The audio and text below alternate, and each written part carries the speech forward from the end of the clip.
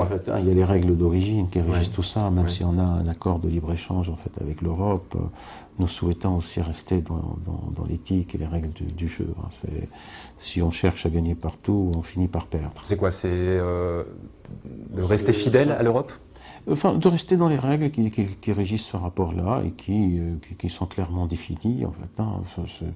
Si on veut parler de fidélité, tant mieux. Hein, ça reste encore effectif et on a des rapports qui nous permettent d'utiliser ce genre de jargon. Et puis une situation géographique rêvée. Je vais tout simplement me situer par rapport aux engagements. Par rapport aux engagements, on ne peut pas tout faire et faire n'importe quoi.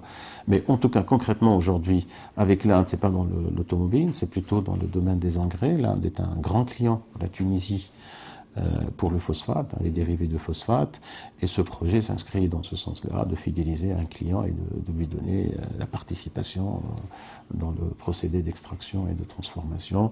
C'est un partenariat entre un client et son fournisseur, plus que le grand partenariat tel que vous pouvez l'imaginer, comme on peut le dessiner entre la Tunisie et ses voisins, ou la Tunisie et l'Europe. Mais ça n'empêche, avec l'Inde, on peut faire beaucoup de choses. Moi, j'ai rencontré dernièrement l'ambassadrice d'Inde.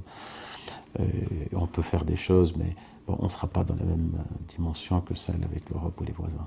Alors justement, l'Europe, récemment, vous avez successivement reçu l'ambassadeur de France en Tunisie avec toute une délégation, et puis un peu plus tard une autre délégation qui, elle, était allemande, pour parler d'énergie renouvelable.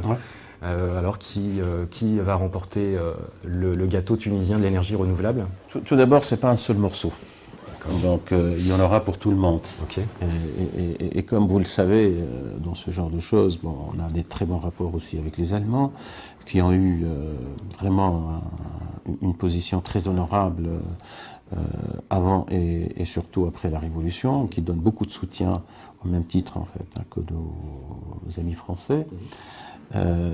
Donc, enfin, il y en aura pour tout le monde. Il n'y a pas de compétition, il y a beaucoup à faire. Et avec les deux, on avance à pas sûr. Et même, il y en a pour d'autres aussi. Hein. Donc, il n'y aura pas d'exclusivité. C'est pas demandé, c'est pas souhaité.